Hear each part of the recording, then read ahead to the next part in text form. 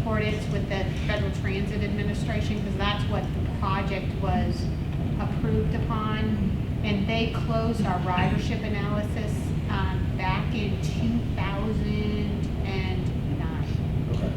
So I wouldn't say we have current expectations. We do it in accordance with the federal process. Did they change year to year, or was it just, what was it? No. I'm not trying to put you on the Yeah. spot to give me a number, because I don't imagine that you're prepared for that. No, But, not back in 2009. But that may be something I think that we could probably look at, or would like to look at, possibly in a future meeting, whatever those projected were for northbound versus southbound, and in general, how each train is performing. I don't think we've ever seen numbers related to each specific train's performance at this point. I think we see general numbers, daily numbers, basically. But we don't Yeah, see there's a lot of train numbers. conductors reports, they're about 10 pages long, Okay.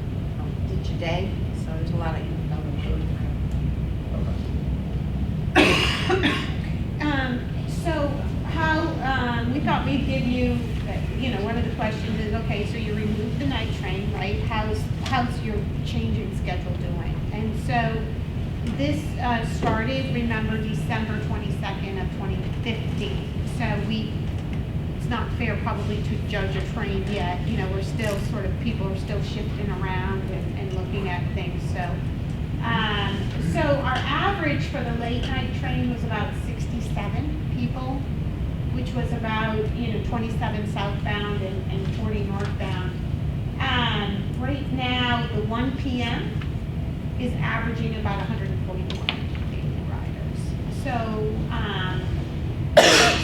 we're going to look at that and continue to monitor it, because what we need to look at is, did it take away the 12 from the 12:30 train, right? So did it split the ridership, or is it really new growth and more?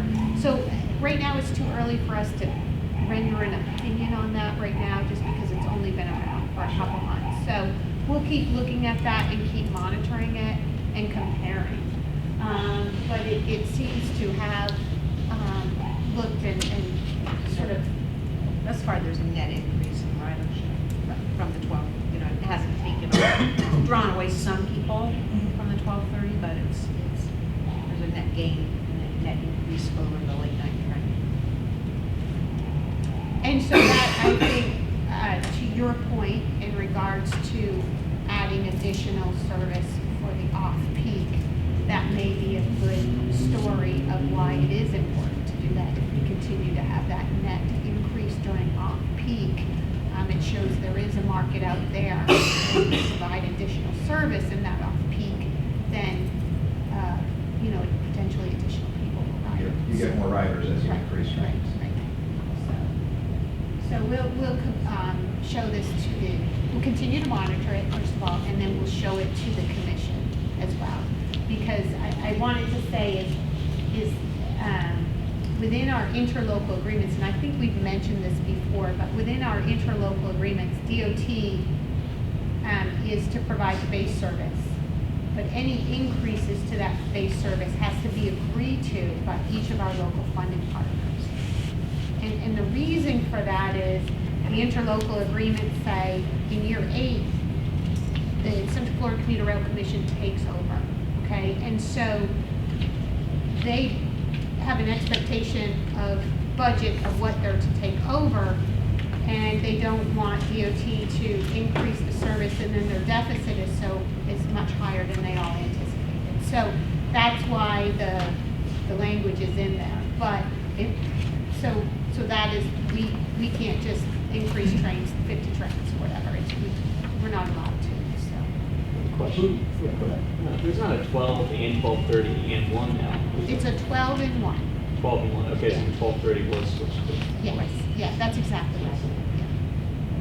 Who, just out of curiosity, it's kind of a chicken or egg question, I guess, is who is the decision maker in that decision? Is it the municipalities or the funding partners in rendering that decision, or is it FDOT's decision to do that and request approval from the funding partners. Right, so in the interlocal agreements, it's really the local government partners if they request the service. Mhm. But then the funding needs to be addressed of who's going to pay. So it is sort of so the locals may say, okay, we want to increase service and add all the off-peak trains. We want to do that. And they may all agree to that and all agree to fund in year 8. But who's to fund during FDOT's funding period? DOT would have to agree to that, or the locals would have to agree to fund it in this interim period.